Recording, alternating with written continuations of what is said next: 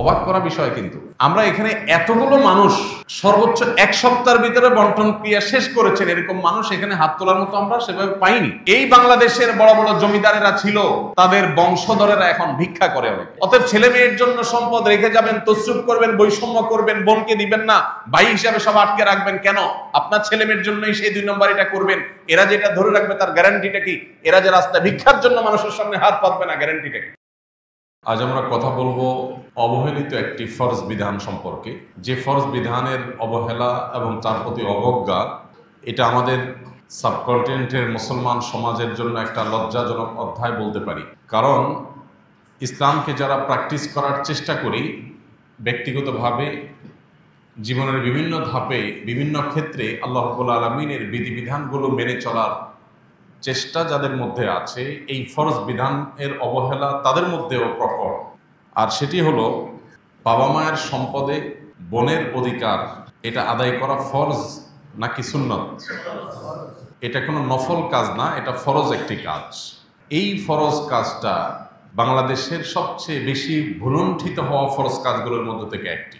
বহু প্র্যাকটিসিং মুসলমান আছেন, আল্লাহর মেহেরবানিতে নবীর সুন্নাহ তার শরীরে তিনি ধারণ করেন, তিনি 5 ওয়াক্ত নামাজ পড়েন, মুখে নবী সাল্লাল্লাহু আলাইহি সাল্লাম নির্দেশিত দাঁড়িয়ে দাঁড়ায় নিজে সুশোভিত হয়েছেন, হজ ওমরা সম্পাদন করেন, কোরআনে কারীমের তেলাওয়াত, দ্বীনি কাজ, মসজিদ মাদ্রাসা বিনির্মাণ, অনেক ভালো ভালো কাজের সাথে সংশ্লিষ্ট সম্পৃক্ত।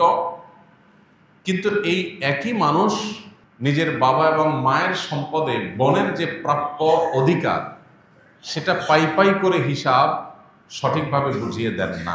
অন্যান্য ফরজের গুরুত্ব তার কাছে আছে, এমনকি তিনি কাউকে ঠকান না, কারোর হক মেরে খান না, পারতপক্ষে চিটারি বাটপারি করেন না।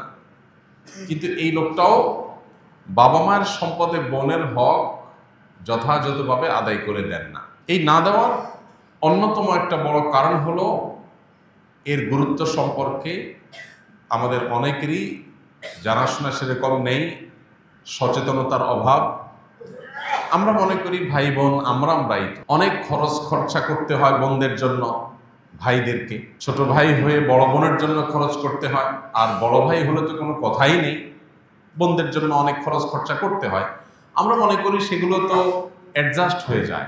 এ ধরনের একটা ধারণা আমাদের মধ্যে বদ্ধমূল হওয়ার কারণে বাবা মায়ের সম্পদে বোনদের প্রাপ্য অধিকারটুকু আমরা অনেকে দেই না। দ্বিতীয়ত না দেওয়ার আরেকটি কারণ হলো বোনদের তরফ থেকে এটার ব্যাপারে তেমন কোনো প্রেশার থাকে না।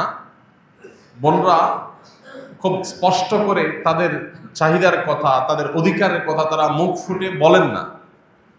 এর কারণে ভাইরা অনেকে ধরে নেন যে এই বিষয়ে বোধহয় তাদের তেমন কোনো দাবি দাওয়া নেই। তৃতীয়ত, অনেক ভাই আছেন যারা মনে করেন যে বোনদের আর কি বা তেমন পাবে,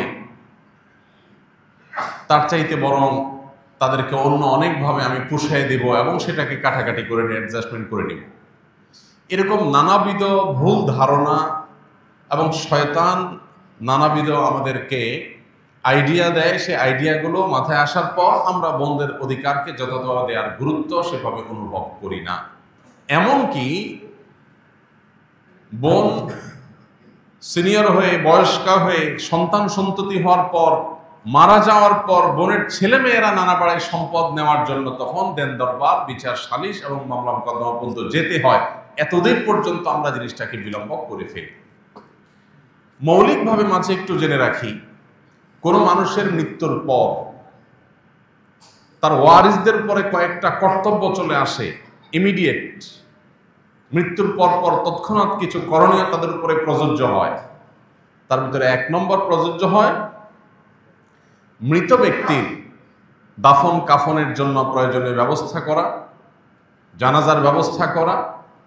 এরপর মৃত ব্যক্তি যে সম্পদ তিনি রেখে গেলেন তার সম্পদ থেকে তার দেনা দায়ী থাকলে সেগুলোকে পরিশোধ করা।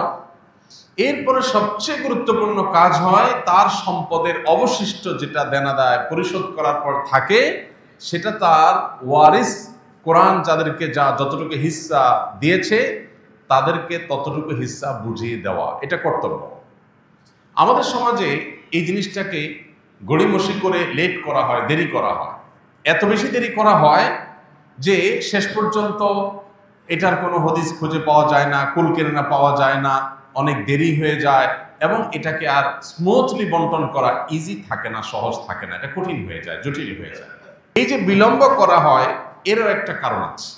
সেই কারণটা হলো, অনেকে মনে করেন বাবা মা মাত্র দুনিয়া থেকে গেলেন, মাত্র লাশটা দাফন করে আসলাম, এখনো যদি ভাই বোন সবাই মিলে আমরা বসে যাই যে বাবা মা কি রেখে গেলেন, দায় দেনা কি আছে না আছে সেটা পরিশোধ করলাম, ভালো কথা, কিন্তু বাকিটুকু আমরা নিজেরা কে কত পাবো বন্টন করার জন্য যদি বসে যাই, সমাজের মানুষ কি বলবে? আমাদের সমাজ অনেক খারাপ কাজকে খারাপ মনে করে না, কিন্তু ভালো কাজকে খারাপ মনে করে। বাবা মার মৃত্যুর পর ভাই বোনরা বসে কি কি সম্পদ রেখে গেলেন, দায় দেনা কি আছে পরিশোধের ব্যবস্থা করে বাকি কি থাকলো সেটা আমরা কে কতটুকু পাবো এটাকে ক্রিস্টাল ক্লিয়ার, একেবারে পরিষ্কার ভাবে পরস্পরের মধ্যে বন্টন করে নেওয়া, এটা তাদের উপরে ফরজ।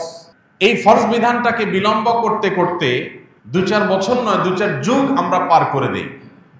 এরপরে দেখা যায় যে আগের সে মেন্টালিটি আর থাকে না, এর মধ্যে বহু পানি গড়িয়ে যায় নদীতে, বহু সময় পার হয়, মন মানসিকতা পরিবর্তন হয়, প্রেক্ষাপট পরিবর্তন হয়, এরপরে আর চাইলেও আগের মতো যখন বন্টন করা যেত সে বন্টন করার পথটা সেভাবে খোলা থাকে না। আমরা এখানে যারা আছি, কয়জন বলতে পারবেন যে আমার বাবা বা আমার মায়ের মৃত্যুর পর, আমার পরিবারের কোনো সদস্যের মৃত্যুর পর আমি 2-4-5 দিন 7 দিনের মধ্যেই তার সম্পদের বন্টনের কাজ শেষ করে ফেলেছি? এখানে কি কেউ আছেন? এখানে কেউ থাকলে এটা আমি দেখতে চাই যে রেশিওটা কিরকম। আমরা এখানে কয়েকশো মানুষ আছি, এর মধ্যে 2-4-5 জন কি আছেন যে 1 সপ্তাহের মধ্যে বন্টন করে ফেলেছেন? থাকলে একটু হাতটা তুলে একটু দেখাবেন। অবাক করা বিষয়, কিন্তু আমরা এখানে এতগুলো মানুষ সর্বোচ্চ 1 সপ্তাহের ভিতরে বন্টন ক্রিয়া শেষ করেছেন, এরকম মানুষ এখানে হাত তোলার মতো আমরা সেভাবে পাইনি। এটা কিন্তু একটা ইন্ডিকেটর। আমি যে শুরুতে বলেছি অবহেলিত ফরজ, আমি যে শুরুতে বলেছি যে ফরজ সবচেয়ে বেশি বলন্টিত হচ্ছে, এই বিষয়টি কি প্রমাণ হলো এখন যে আমরা এখানে একজন মানুষও নাই যে বাবা মার মৃত্যুর পর 1 সপ্তাহের ভিতরে বন্টন করেছে। আলহামদুলিল্লাহ অনেকের বাবা মা এখনো বেঁচে আছেন, স্ত্রী স্বামী বেঁচে আছেন, তাদের তো অপশনই আসে নাই, কিন্তু যাদের আসছে তারা কয়জন এটা কাজ করেছে? করিনি আমরা বেশিরভাগ। ওই যে কেন করি নাই? কারণ যখনই ভাই বোন মিলে বন্টন করতে বসবেন, এলাকার মানুষজন বলবে ছি ছি ছি, বাপটার লাশ দাফন করে এসে পারলো না, এখনই তারা ভাগ বন্টনের জন্য বসে গেছে, কত খারাপ। আমাদের সমাজে কারোর প্রয়োজন হয়েছে, সে বিয়ে করেছে, এটা নিয়ে বহু লোক বহু কথা বলবে। একজনের স্ত্রী মারা গেছেন, বয়স হয়ে গেছে, সিনিয়র মানুষ 50-60-70-এর ঘরে চলে গেছে বয়স, তিনি আরেকটা বিয়ে করেছে, ছুঁই ছুঁই রব পড়ে যায়, ফিস ফিস ফিস ফিস করে আলাপ আলোচনা শুরু হয়ে যায়। লোকটা কি খারাপ কাজ করেছেন না ভালো কাজ করেছেন? কিন্তু এটা নিয়ে সমালোচনা হয়। এই সমাজটাকে যদি আমরা পরিবর্তন না করতে পারি, তাহলে দিন দিন মানুষের অধিকারগুলো একটা পর একটা পায়ের নিচে পিষ্ট হতে থাকবে। আমাদেরকে সংগ্রাম চালাতে হবে। কেউ ফিসফিস করতে আসলে প্রতিবাদ জানাতে হবে, লোকটা কোনো অন্যায় করে নাই, কেন আপনি সমালোচনা করছেন, কেন এটাকে খারাপ ভাবে নিচ্ছেন? আমরা যখন ভালো কাজকে অ্যাপ্রিসিয়েট করবো না, তখন সমাজে ব্যভিচার হবে, অন্যায় হবে, অনাচার হবে, তলে তলে অনেক অপরাধ কর্ম হবে। প্রথমত এই ট্যাবু ভাঙতে হবে। বাবা মার মৃত্যুর পর দ্রুততম সময়ের মধ্যে সম্পদের বন্টন করা দোষের কোনো বিষয় নয়, বরং এটা ভালো বিষয়। কোন অর্থে ভালো? কারণ এটা যদি বিলম্ব করা হয়, তখন প্রপার বন্টনের পথ দিন দিন সুগম হবে না আরো কঠিন হবে? কঠিন হবে। একটা ভাই অবিবাহিত আছে, যদি আপনি 10 বছর 15 বছর 20 বছর লেট করেন, এর মধ্যে তার বিয়ে হবে, তার ছেলে মেয়ে হবে, তার ফ্যামিলির একটা আলাদা আইডিওলজি আছে, তাদের চিন্তাধারা আছে, মন মানসিকতা আছে, সেটার প্রভাব পড়বে। কারোর গায়ের জোর বাড়বে, সেই গায়ের জোর দিয়ে দখল করার প্রবণতা বাড়বে। যদি মৃত্যুর পরপর বন্টন করা হয়, সবার মন মানসিকতাও নরম থাকে, আল্লাহর ভয়ও থাকে, যথাযথভাবে বন্টন করার পথটা তুলনামূলকভাবে ইজি থাকে। কিন্তু না, আমাদের দেশে জমি জমা নিয়ে যত ভেজাল হয়, বিশেষ করে গ্রামে, এই ভেজালগুলো সব হয় ঈদের বন্ধে। কখন হয়? ঈদের বন্ধে।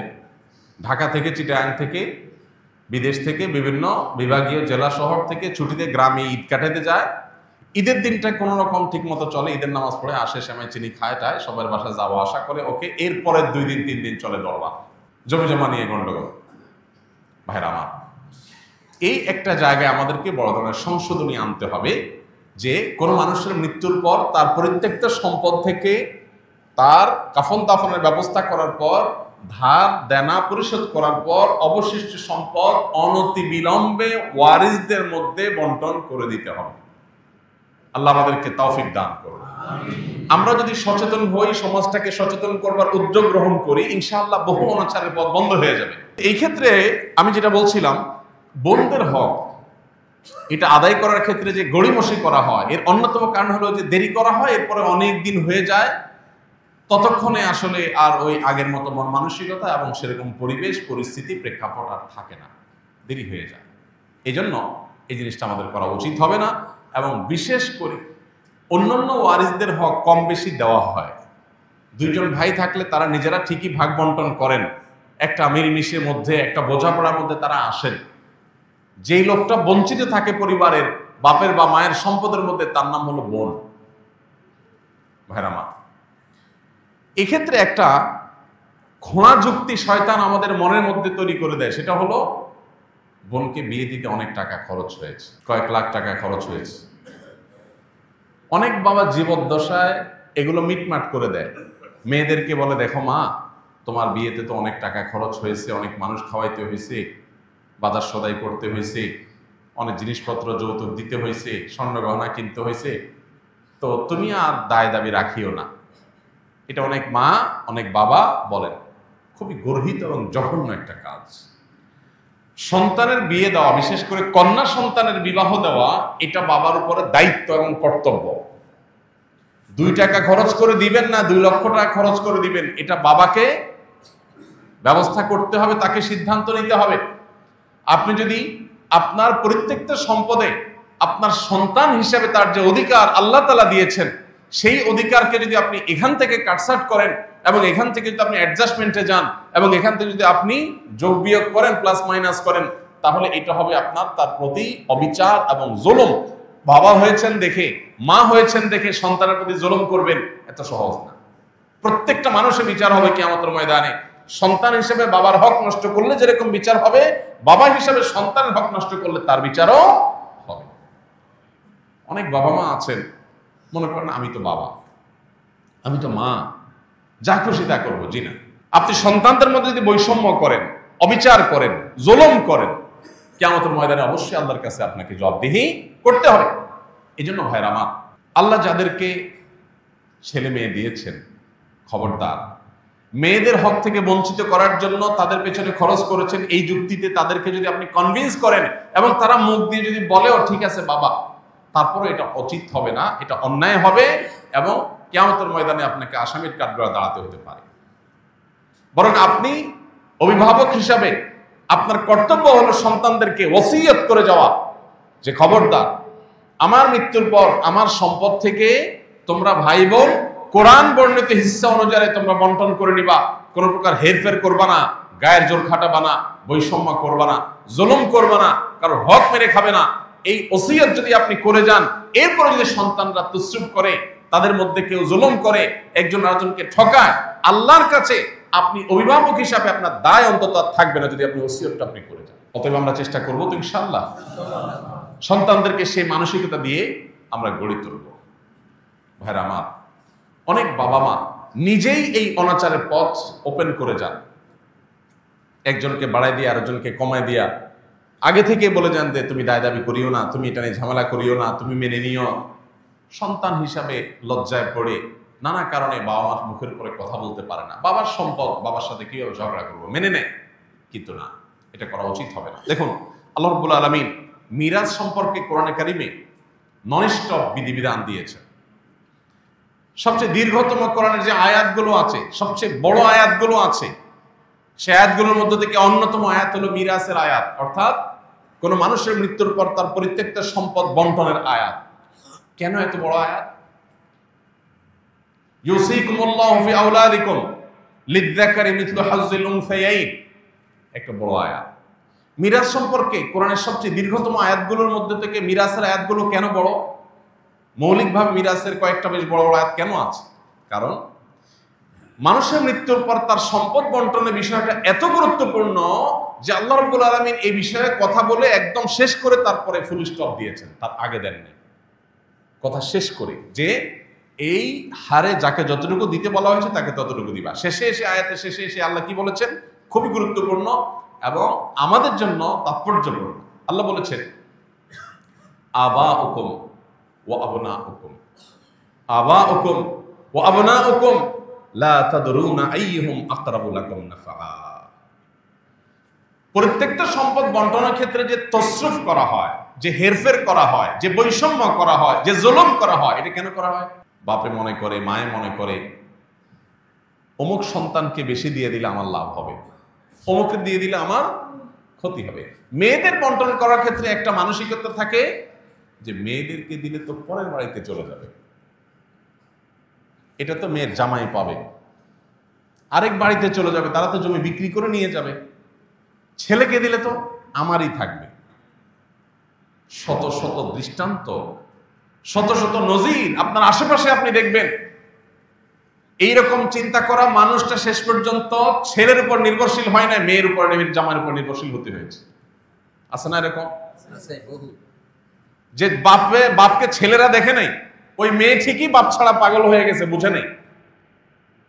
ভাইরা আমার, স্বামীর সাথে ঝগড়া লাগলে মেয়েরা বাপ মার পক্ষ নেয়, আর ছেলেরা বউয়ের সাথে ঝগড়া লাগলে মা বাবার সাথে ঝগড়া করে। ঠিক না ঠিক? মেয়ে কিন্তু তার স্বামীর সাথে ফাইট করে কার হয়ে? বাপ মার হয়ে। আর ছেলে বাপ মার সাথে ফাইট করে কার হয়ে? বউয়ের হয়ে। এটা সব ক্ষেত্রে হয় তা বলছি না, বেশিরভাগ ক্ষেত্রে হয়। তো আল্লাহ বলছেন আবাউকুম ওয়া আবনাউকুম লা তাদরুনা আইয়ুহুম আকরাবু লাকুম নাফআ। তোমরা তোমাদের সন্তান সন্ততিদের, আত্মীয় স্বজনদের কাউকে কম কাউকে বেশি হেরফের করে যে দিচ্ছ, কাউকে দিচ্ছ আর কাউকে দিচ্ছ না, বঞ্চিত করছো কেন? তুমি মনে করছো তাকে দিলে তোমারই থেকে যাবে, হতে পারে তাকে দিছে ওইটাই জলে যাবে, আর যেটাকে দিলে মনে করছো পরের বাড়ি চলে যাবে, ওইটাই হয়তো তোমার আপন হয়ে থাকবে। তুমি জানো না কে তোমার উপকারে আসবে। কত বাবা এরকম আছেন যে সম্পদ সব একটা ছেলের নামে লিখে দিয়েছেন, ওই ছেলে বেঈমানি করছে সবার আগে, আর যে ছেলেটাকে কিচ্ছু দেন নাই শেষ পর্যন্ত বিপদের শেষ মুহূর্তে ওই ছেলেই সাথে ছিল। আছে না এরকম বহু নজির? এজন্য আল্লাহ বলেছেন তোমাদের ছেলে সন্তান, ছেলে মেয়ে, সন্তান সন্ততির মধ্যে কে কতটা তোমার উপকারী হবে, তোমার কাজে আসবে, তুমি কিন্তু জানো না, ভবিষ্যৎ সম্পর্কে তোমার কোনো জ্ঞান নাই। অতএব তুমি নিজস্ব ডিসিশন থেকে কাউকে দিবা কাউকে দিবা না, হেরফের করবে না, এটাকে আল্লাহর বন্টন হিসাবে রাখবে। ফারিদাতাম মিনাল্লাহ। আল্লাহ বলেছেন এই বন্টন এটা আল্লাহর নির্ধারণ, মাইন্ডেড। এটা কে নির্ধারণ করে দিয়েছেন? ফারিদাতাম মিনাল্লাহ, এটা আল্লাহর নির্ধারণ। অতএব এর হেরফের করা যাবে না। ইন্নাল্লাহা কানা আলিমান হাকিমা। কি করো আর কি না করো আল্লাহ সবকিছু জানেন। কাকে কতটুকু দিতে হবে আল্লাহ মহাপ্রজ্ঞাবান, তার বিচার, তার বিশ্লেষণ, এটাকে তুমি তোমার ক্ষুদ্র বিবেক দিয়ে বোঝার চেষ্টা করবে না বা জাস্টিফাই করার চেষ্টা করবে না। এজন্য ভাই, বোনদের হক, মেয়েদের হক পাই পাই করে বুঝাই দেবেন তো ইনশাআল্লাহ। বাংলাদেশে জমি জমার দলিল এগুলো নিয়ে যাদের ঘাটাঘাটি করার অভ্যাস আছে, কয়টা জমির দলিল মেয়েদের নামে পাইছেন আপনারা? একটা জরিপ সম্ভবত এরকম হয়েছে যে বাংলাদেশের টোটাল ল্যান্ডের মালিকানা এর 4 or 5% মাত্র মেয়েদের নামে। বাংলাদেশে মেয়েদের সংখ্যা অলমোস্ট ছেলেদের হাফ, প্লাস মাইনাস 50-50 প্রায়। তাহলে জমি জমার মালিকানা, অন্তত দলিল আপনি পরিমাণের বেশি পেতে পারেন, দলিল তো দুজনের দুইটা হবে, কিন্তু মাত্র 4 or 5% জমি মেয়েদের নামে, আর বাকি 95% ছেলেদের নামে। কত বড় জুলুম, কত বড় অবিচার এ দেশে প্রতিষ্ঠিত হয়ে আছে। আমরা নিজেকে ভালো মুসলমান মনে করি, হাজী সাহেব মনে করি, আলেম সাহেব মনে করি। আমি বিভিন্ন মাহফিলে গেলে হাত তোলাবার চেষ্টা করি। কোন সব সেই সুপুরুষ আছেন যারা হাত তুলে বলতে পারবেন যে আমার বাবা মা, আমার মায়ের মৃত্যুর পর আমার বোনদের হক পাই পাই করে বুঝাই দিছি? কয়জন আছেন? এখানে হাত তুলতে বললেও খুব বেশি হাত উঠবে না আমি জানি। এই যে একটা লজ্জাস্কর অধ্যায় আমাদের, এই অধ্যায়কে কবর রচনা করতে হবে, এই অধ্যায়ের অবসান ঘটাতে হবে। এর জন্য সংকল্প দরকার। ভয়কে জয় করতে হবে। সম্পদ দেওয়ার মালিক কে? সম্পদ রাখার মালিক কে? এই বাংলাদেশের বড় বড় জমিদারেরা ছিল, তাদের বংশধরেরা এখন ভিক্ষা করে অনেকে, আছে না নেই? অতএব ছেলে মেয়ের জন্য সম্পদ রেখে যাবেন, তসরুফ করবেন, বৈষম্য করবেন, বোনকে দিবেন না, ভাই হিসাবে সব আটকে রাখবেন কেন? আপনার ছেলে মেয়ের জন্যই সেই 2 নম্বর এটা করবেন। এরা যেটা ধরে রাখবে তার গ্যারান্টিটা কি? এরা যে রাস্তায় ভিক্ষার জন্য মানুষের সামনে হাত পাতবে না, গ্যারান্টিটা কি? অতএব যার যার পাওনা আমি বুঝাই দিব। জীবনে আল্লাহ তাআলা অদৃশ্য এবং সারপ্রাইজড রিজিক আমাকে দিবেন, বরকত আমাকে দিবেন ইনশাআল্লাহ। আল্লাহ তাআলা বলেছেন, ইয়া আইয়ুহাল্লাযীনা আমানু লা তাকুলু আমওয়ালাকুম বাইনাকুম বিল বাতিল। হে ঈমানদাররা, তোমরা একে অন্যের হক মেরে খাইও না অন্যায়ভাবে। আমার বাবা মারা গেছেন, যাই রেখে গেছেন, এখানে আমার বোনের হক আছে, এটা আমি দিলাম না। গড়ি মশাই করে ধানাই ভানাই করে বুঝটুজ দিয়ে আমি রেখে দিলাম, তাহলে তার সম্পদটা আমি অন্যায়ভাবে ভক্ষণ করলাম।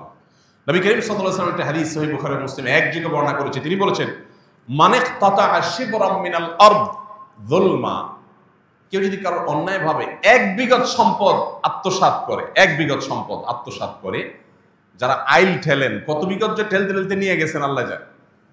1 বিঘত সম্পদ যদি কেউ কারো আত্মসাৎ করে, নবীজি সাল্লাল্লাহু আলাইহি ওয়াসাল্লাম বলেছেন 7 তবক জমিনকে কিয়ামতের ময়দানে তার গলায় ঝুলিয়ে দেওয়া হবে। কত জমিন লাগে তোর নেই, সেদিন মৃত্যু হবে না, কষ্ট যন্ত্রণা এটা ঠিকই হতে থাকে।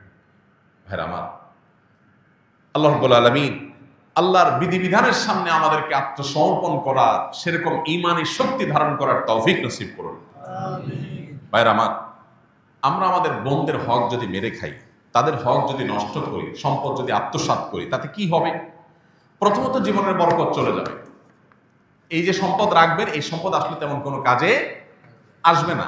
সম্পদ রাখবেন, সাথে ক্যান্সার চলে আসতে পারে, কিডনি ড্যামেজ হয়ে যেতে পারে, হার্টে ব্লক হতে পারে, এমন কিছু হতে পারে যে সম্পদ মারছেন বোনের 5 লাখ টাকার রোগ আল্লাহ ধরায় দিবে 10 লাখ টাকা, টেরও পাবেন না। দ্বিতীয়ত, এটা সাধারণ হারাম না, আত্মীয়তার বন্ধন ছিন্ন করার হারাম। আত্মীয়তার বন্ধন ছিন্ন করার হারামটা, এটা আরো জঘন্য হারাম।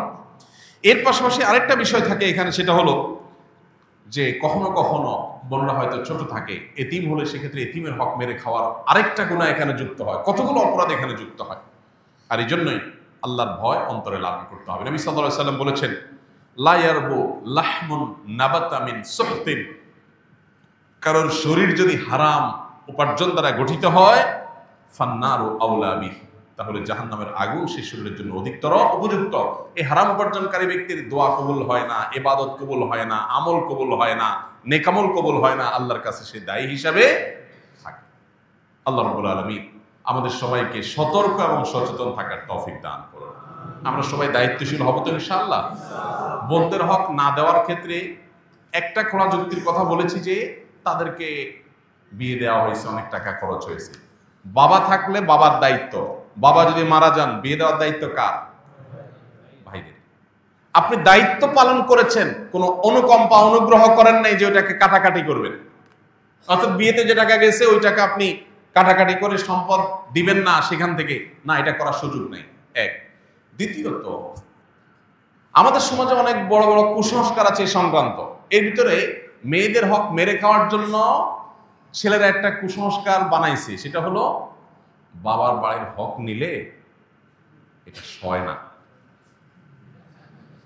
শুনছেন আপনারা? হাইরে হাইরে হাইরে, মানে বাটপারি এই লেভেলের সম্ভব? আপনি চিন্তা করেন, একই বাবার সম্পদ, ছেলে সব আগলে ধরে রাখবে, ভোগ করবে, তার সইবে, কোনো অসুবিধা নেই। বোনদের বেলায় এটা বলা হয়, মেয়েরা বাবার পায়ের হক নিতে হয় না, বাবার হক নিলে কি হয়? এটা সয় না, ধ্বংস হয়ে যাবে সব, এটা রেখে যাও, এটা আমার কাজে লাগবে। কত নম্বরের বাটপারে চিন্তা করে, কত বড় ডাহা মিথ্যা কথা।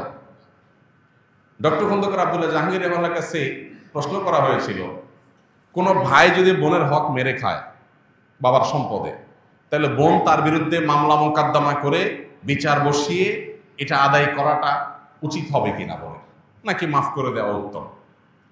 ডক্টর আব্দুল্লাহ জাহাঙ্গীরুল্লাহ বলেছেন তার বিরুদ্ধে মামলা মোকদ্দমা করে আদায় করাটা উত্তম। কেন উত্তম? বলেন যে বোন যতই মুখ দিয়ে বলুক তার মনে কষ্ট থাকবে, এখানে আরো মানুষের হক জড়িত আছে। মামলা মোকদ্দমা করে যেভাবে হোক জোর জবরদস্তি করে যদি নিজস্ব হকটা আদায় করতে পারে, তাহলে এই ভাইটা কিয়ামতের দিন পাকড়াও থেকে বেঁচে যাবে, এটা তার উপকার হলো। এই জন্য ভাই, বাবার বাড়ির হক মেয়েরা নিলে তাদের সয় না, এই ডাহা মিথ্যা কথার বিরুদ্ধে আমাদের সংগ্রাম করতে হবে। দ্বিতীয়ত, আমাদের সমাজে মেয়েরা বাবার বাড়ির হক নিয়ে গেলে এটাকে অনেকে খারাপ চোখে দেখে, মনে করে যে আরে এটা কোনো কথা হলো। মেয়েরাও হেজিটেশন করে নিতে চায় না, কারণ বিয়ের পর স্বামীর সংসার করতে চলে যায় শ্বশুর বাড়িতে, কিন্তু তার নাইটা পোতা আছে তো বাবার বাড়িতে, যার কারণে বাবার মায়ের প্রতি টানটা ঠিকই থাকে। বিয়ের পর 30 বছর 40 বছর 50 বছর পার হওয়ার পরেও, বার্ধক্য এসে গেলেও তখনও মনে চায় একটু বাবার বাড়িতে যাই, একটু ঘুরে। তো যদি হক নিয়ে আসি তাহলে কোন মুখে সেখানে আবার যাব, এরকম একটা ব্যাপারও থাকে। এবং সাধারণত আমাদের সমাজে কোনো মেয়ে বাবার বাড়ি থেকে হক টক নিয়ে গেলে, জমে জমে সব বোঝা নিয়ে গেলে, সে আসলে অনেক ছোট লোক ভাই আছে যারা মনে করে যে এখন আর সে কেন আসবে, বাগিনারা কেন আসবে, বোন কেন আসবে। যতদিন হক নেয় না ততদিন বোন আসলে মোরল জবাই হয়, গরুর গোশত দিয়ে কিনে বাজার করে রান্না করে খাওয়া হয়, কারণ হক আছে। আর হক নিয়ে গেছে তখন মনে হয় পর হয়ে গেছে, এখন পর্যন্ত তার আসার কোনো রাইট নেই। পরিষ্কার জেনে রাখা দরকার, ভাই এবং বোনের সম্পর্ক কি শুধু সম্পদকে কেন্দ্র করে? অতএব বোন যদি তার প্রাপ্য হক বুঝিয়ে নেয়, তারপরও মৃত্যু পর্যন্ত এই বোনের সাথে সুসম্পর্ক বজায় রাখতে হবে। এবং বাবার বাড়িতে, ভাইয়ের বাড়িতে বেড়াইতে আসার অধিকার বোনের ঠিকই থাকবে। আবার ভাইয়েরও কর্তব্য থাকবে বোনের বাড়িতে গিয়ে বেড়ানো এবং তাকে দেখা, খোঁজ খবর নেওয়া। এটার সাথে সম্পদ দেওয়া নেওয়ার কোনো সম্পর্ক নাই। অতএব এই কুসংস্কারের উপর আমাদেরকে আঘাত করতে হবে যে কোনোভাবেই এই কুসংস্কার থাকা চলবে না। ভাইয়ের হক থেকে বা বাপের হক থেকে, সম্পদ থেকে বোন সম্পদ নিয়ে গেলে সেই বোন, সেই মেয়ে আর বাপের বাড়িতে আসতে পারে না, এটা সঠিক কথা নয়। বরং সম্পদ নিয়ে গেলেও আসতে পারবে, সম্পদ থাকার মধ্যে তো অবশ্যই আসতে পারবে, বলাই বাহুল্য। এই জন্য ভাই, এই কুসংস্কারটা আমাদের দূর করতে হবে। অনেক ক্ষেত্রে দেখা যায় একটা সিন ক্রিয়েট করা হয়। কিরকম সিন ক্রিয়েট করা হয়? মেয়েদের সম্পদ মারার ক্ষেত্রে দুইটা সিন ক্রিয়েট হয় সাধারণত। একটা হয় বাসর ঘরে, মহর দেওয়ার বেলায় আসলে ফুসলায়া ফাসলায়া, মেয়েরা লাজুক প্রকৃতির হয়। বাঙালি মেয়ে, মুসলিম মেয়ে আরো বেশি লাজুক হয়, যত ধার্মিক তত লাজুক হয়। এই জন্য বাসর ঘরে ফুসলায়া ফাসলায়া, দেখো মহর তো 10 লাখ 1 টাকা ধরছে মুরব্বীরা, তা আমার তো দেওয়ার সামর্থ্য নাই, আমি ইনশাল্লাহ এই তো সামনের মাসে বা 1 বছরের মধ্যেই সর্বোচ্চ আমি তো ইটালি চলে যাব, সৌদি আরব চলে যাব, কত 10 লাখ হবে, সবই তো তোমার। বউ তখন বেচারি শর্মে পড়ে বলে যে আরে কি বলেন এসব, আমার কোনো দায় দাবি নেই এগুলা। এই যে মুখে না দাবি আদায় করলে, সিন ক্রিয়েট করে, একটা পরিবেশ ক্রিয়েট করে, এটা হলো আরেক বাটপারি। আপনার বিয়ে করতে বলছে কে? মহরের টাকা জোগাড় করার মতো ক্ষমতা না থাকলে এটা তো লজ্জার কথা যে বাসর রাতে আপনি বোর কাছে টাকার জন্য মাপ চাইতেছে। মেয়েরা যদি শরিয়ার মাসালা ভালো করে বুঝতো তো বলতো খবরদার, মহারণা পরিশোধের আগে কোনো আওয়াজ নাই, কোনো আলাপ নাই, আগে পরিশোধ করো। তারা তো জানে না শরীয়ত তাদেরকে কি অধিকার দিয়েছে। আরেকটা বাটপারি হয় বাবার মৃত্যুর পর, মায়ের মৃত্যুর পর বোনদেরকে দাওয়াত দেয় ভাইয়েরা, বাগিনা বাগিনী এবং জামাই সমেত। এরপরে কবজি ডুবাই খাওয়ায়, মুরগি, হাঁস, কলিজা, গরু গোস্ত, মাছ ফ্রাই, ভুনা, বিভিন্ন আইটেমের খাওয়ায়া, এরপরে শাড়ি, লুঙ্গি, কাপড় চোপড় দিয়া, এরপরে আওয়াজ ওঠায়, আলাপ ওঠায়, নাটক শুরু হয়। বলে দেখো বোন, তোমার বিয়েতে অনেক টাকা পয়সা খরচ হয়েছে, এদিকে বাবা অসুস্থ ছিল, বাবার পিছনে লাখ লাখ টাকা খরচ করা লাগছে, সেগুলো তো আমিই করছি, সব তো তোমরা জানো। আল্লাহর রহমতে তোমরা তো আসো, ভালোই আসো, আল্লাহ তো কষ্টে রাখেনি। এখন বাবার সম্পদের শহীদ অনুযায়ী তোমাদের কিছু পাওনা আছে, এখন তোমরা যদি বলো সেগুলো আমি ভাগযোগ করে দেব, বলো কি করা যায়। বোনটার লজ্জা, না ভাই কি বলে, না আরে লাগবে না থাক। বোনরা চিন্তা করে এই এতিম গরিব ভাই আমার অসহায় ফকিরের মতো ভিক্ষা চাইতেছে, ছেড়ে দেয়। এই যে বোনটা ছেড়ে দিল, সে কি আসলে মন থেকে ছেড়ে দিয়েছে? এই ছেড়ে দেওয়াটা কি মন থেকে? হ্যাঁ, কিছু এক্সেপশন কেস আছে যে বোন ভগ্নিপতিদেরকে আল্লাহ অনেক দিয়েছে, অডেল দিয়েছে, ভাইরা বরং অনেক গরিব অভাবী। তখন বোনরা যদি উইলিংলি বলে, দেখো ভাই, বাবার সম্পদে আমারও হক আছে, বাট আমি নিলাম না, তোমরা কষ্টে আসো, আমি দায়মুক্ত করে দিচ্ছি, তোমরা ভোগ করো, সমস্যা নেই, ভিন্ন কথা। কিন্তু আপনি সিন ক্রিয়েট করলেন, বোন লজ্জায় পড়ে গেল, এরপরে সে বললো মাফ করে দিল, আপনি বললেন হুজুর আমি তো মাফ নিছি, এই মাফ হবে না। দেখুন, মেয়েদেরকে ঠকানোর জন্য বহু রকম কুসংস্কার আমরা সৃষ্টি করেছি, এর বিরুদ্ধে আমাদেরকে সংগ্রাম করতে হবে। এই অবহেলিত ফরজ, এই ফরজটাকে প্রতিষ্ঠা করতে হবে, বোনদের হক আদায় করে দিতে হবে। অনেকে আছেন বাবার হক ভোগ করছেন, বাবায় ফুফুর হক মারছে, বাবা ফুফুরটা দাদার সম্পদে ফুফুর হকটা দেয় নাই বাপ চাচারা, এখন আপনি ছেলে বলছেন আমার তো দায় নেই। জি না, আপনারও দায় আছে। আপনার দায় কি? আপনার হিস্সায় যতটুকু আসছে এখানে আনুপাতিক হারে ফুফুর কতটুকু হক আছে ওইটা তাকে আপনি বুঝাই দিতে হবে, না হলে আল্লাহর কাছে আপনি দায়ী থাকবেন। আমরা অন্য ধার দানা নিয়ে হিসাব নিকাশ করি, কিন্তু এগুলো নিয়ে সেভাবে হিসাব নিকাশ করি না। এটা অনেক অনেক গর্হিত বিষয়। আরেকটা ভয়াবহ কাজ হয়, যারা দেয়, বোনদের হক দেয়, তারা আরেকটা 2 নম্বরই করে। দেখেন কত রকম লেয়ারে লেয়ারে 2 নম্বরই। সেই 2 নম্বরটা হলো, বলে যে বোনরা ভিটা বাড়িতে পায় না, ভিটা বাড়ি এটাতে পায় না, তাহলে কোথায় পাবে? নাল জমিতে। এখন ধরেন ভিটা আছে 1 বিঘার, ধানের ক্ষেত আছে 2 বিঘার, মোট 3 বিঘা। যখন ভাগ হবে, ধরেন ভাই একজন আছে, বোন একজন আছে, ফর এক্সাম্পল, তো ভাইয়ে ধরেন 2 বিঘা পাবে, বোনে ধরেন 1 বিঘা পাবে, ভাইয়ের অর্ধেক পাবে। এইরকম পরিস্থিতিতে সাধারণত মেয়েদেরকে কোনটা দেওয়া হয়? ক্ষেতেরটা। তাহলে বোন 1 বিঘা পাইলো ক্ষেতের, আর ভাই 2 বিঘা পাইলো। 1 বিঘা হলো ভিটার, আর 1 বিঘা হলো ক্ষেতের। বন্টনটাকে ইনসাফসম্মত হলো? কেন হয়নি? কারণ ভিটার যে 1 বিঘা, এটার ভ্যালু হয়তো ক্ষেতের 4 বিঘার সমান। তাহলে জমি হয়তো সমান সমান দিচ্ছেন, তার ভ্যালু কি নাই? সমান না। এই জন্য জমি সমান সমান দিলে হবে না, ভ্যালু হিসাব করতে হবে। যে ফর এক্সাম্পল 1 বিঘা ভিটা আছে, এই ভিটার 1 বিঘার দাম 10 লাখ টাকা, আর নিচে খেতে আছে সেগুলো বিঘার দাম 3 লাখ করে, তাহলে 3 3 6, আর এখানে 10 16 লাখ। 16 লাখের মধ্যে বোন, ভাই যদি ধরেন বোনের দ্বিগুণও পায়, আর যদি ভাই তার অর্ধেকও পায়, তাতে কত পায়?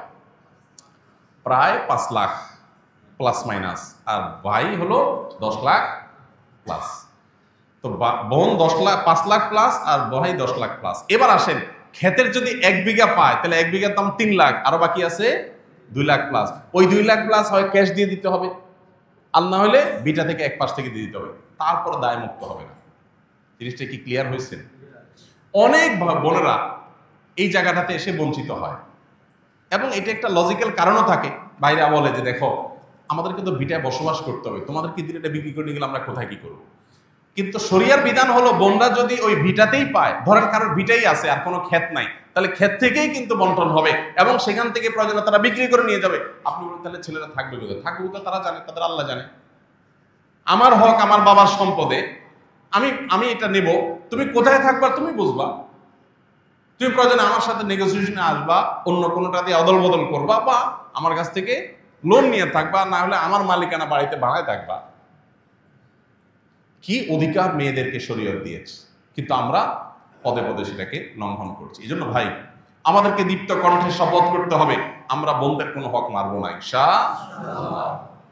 আমি মনে করি মেয়েদের হককে প্রতিষ্ঠা করবার জন্য এদেশে শরিয়া কোর্ট প্রতিষ্ঠা করা অপরিহার্য। শরিয়া কোর্ট যদি থাকে, সেখানে বাধ্য করা হবে শরিয়ার আইন অনুযায়ী ভাইদেরকে বোনদের হক বুঝাই দিতে। কোনো ভাই দিবে না, তার বিরুদ্ধে আইনানুগ ব্যবস্থা করা হবে। এবং সেটা যতদিন না হচ্ছে, বিশেষ করে মেয়েদের এই সম্পদে তাদের অধিকারকে আদায় করবার জন্য সরকার নতুন এবং ভিন্ন কোনো আইন করতে পারে, যে কোনো এলাকাতে কোনো ভাই নির্দিষ্ট সময়ের মধ্যে বোনকে হক যদি বোঝায় না দেয়, তাহলে যথাযথ নিয়ম অনুযায়ী বোন যাতে সেটা বুঝে নেওয়ার জন্য দাবি করতে পারে, মামলা করতে পারে এবং নির্দিষ্ট সময়ের মধ্যে সেটা যাতে নিষ্পত্তি করতে বাধ্য থাকে সংশ্লিষ্ট কর্তৃপক্ষ। এইরকম আইন করা সময়ের সবচেয়ে প্রয়োজনীয় কাজগুলোর মধ্যে থেকে একটা। আল্লাহ রাব্বুল আলামিন এই অবহেলিত এবং আমাদের সমাজে নানাভাবে ভুলণ্ডিত হওয়া এই ফরজকে পুনঃপ্রতিষ্ঠা করার তৌফিক আমাদেরকে দান করুন। আমরা আল্লাহর এই বিধানের প্রতি ঈমান এনে সেটাকে বাস্তবায়ন করব। আমি আবারও বলছি, আমরা অনেকে আছি চুরি করি না, ডাকাতি করি না, হয়তো অন্যের হক মেরে খাই না, চিটারি বাটপারি করি না, কিন্তু এই জায়গাটাতে শয়তান আমাদের চোখে ধুলি দেয়, আমাদেরকে নানা কুযুক্তি দেয়, সেগুলো দিয়ে আমরা এই সমস্ত বিষয়গুলোকে, ফরজ বিধানগুলোকে আমরা লঙ্ঘন করে চলি। এই জন্য ভাই, যারা এতদিন করেন নাই, হক মেরে দিয়েছেন, এখনো তাদের সেটা প্রায়শ্চিত্ত করবার স্কোপ আছে, সুযোগ আছে, রিকভার করার স্কোপ আছে। কিভাবে? ওই যে কি পরিমাণ সম্পদ তার ছিল বাবার মৃত্যুর পর, যেটা আমি ভোগ করেছি, তার ভ্যালু কত ছিল হিসাব করে এখন হয় ক্যাশ দিয়ে দেন, যে ল্যান্ডের দাম সব প্রপার্টি মিলায় এত হয়েছে ভ্যালু, তা তোমার ভাগে এত পড়ছে, তুমি হয় ক্যাশ নিয়ে নাও, আর না হলে জিনিসপত্র নাও বা ল্যান্ড নাও, কিন্তু যেভাবে হোক মিনিমাইজ করতে হবে। এক্ষেত্রে বোনদের অবশ্য দায়িত্ব থাকে যে ঠিক আছে, অহেতুক ঝামেলা না করে প্রয়োজনে ক্যাশ নিয়েও যদি আমার প্রাপ্য অধিকার আমি নিতে পারি, তাহলে সেক্ষেত্রে অবশ্যই আমাকে মিনিমাইজে আসা উচিত। আল্লাহ তাআলা আমাদের সবাইকে এই ফরজ বিধানকে ঘরে ঘরে প্রতিষ্ঠা করার তৌফিক দান করুন। আমরা যে সামনের জুমায় কিছু ভাইদের হাত দেখতে পাই, যারা এই এক সপ্তাহের মধ্যে এই ব্যাপারে প্রয়োজনীয় উদ্যোগ নিয়ে বোন বা ফুফুদের হক বুঝাই দিয়েছেন, তাহলে আমাদের কাছে অনেক ভালো লাগবে। যদি এরকম কোন আল্লাহর বান্দা থাকেন যে ঠিক আছে, আমি এক সপ্তাহের ভিতরে ইনশাআল্লাহ আমার সাধ্যে যেটুকু আছে সেটুকু করে বোনদের প্রাপ্য হক আমি বুঝাই দিব, আল্লাহর কাছে তাদের দায় থাকবে না। হক বুঝাই দেওয়ার পর বোনদেরকে বলবো, দেখো বোন, বাবার সম্পদে তোমার হক বুঝাই দিয়েছে, এর মানে এই না তোমার সাথে আমার সম্পর্ক শেষ, এই ভিটাতে তোমার লেনা দেনা চুকায় গেছে, ব্যাপারটা এরকম না। ভাই বোনের রক্তের সম্পর্ক মরণ পর্যন্ত থাকবে। তোমার হক তোমাকে বুঝাই দিয়েছি, এটা একটা বিষয়, কিন্তু বোন হিসাবে তুমি আমার বাড়িতে আসবে, আমি তোমার বাড়িতে যাবো, সেটা আরেক বিষয়। এটা মরণ পর্যন্ত অটল অবিচল থাকবে এবং আমাদের মধ্যে অব্যাহত থাকবে। আল্লাহ তাআলা সেরকম উদার মনের হওয়ার তৌফিক দান করুন। আল্লাহর দেওয়া ফরজ বিধানকে লঙ্ঘন করে আপনার সন্তান, আপনার স্ত্রী, আপনার পরিবারকে আপনি কখনো সম্পদশালী করে যেতে পারবেন না। আল্লাহর এই কথার প্রতি, আল্লাহর এই বিধানের প্রতি এতটুকু আস্থা আমাদের থাকতে হবে। আল্লাহ আমাকে আপনাকে সবাইকে আমলের তৌফিক